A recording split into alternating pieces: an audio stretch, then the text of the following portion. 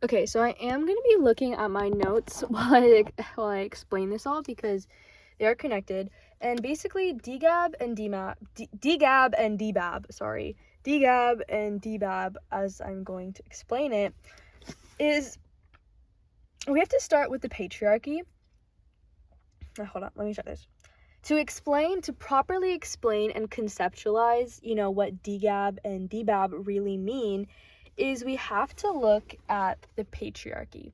And why we have to look at the patriarchy is because even though we exist in a world that's this has gotten very progressive and become more open to queer identities and is, there's the process of willing to accept them, obviously under the Trump administration right now, there's, we all know what's going on, but it's there are larger parts of society now willing to accept queer identities.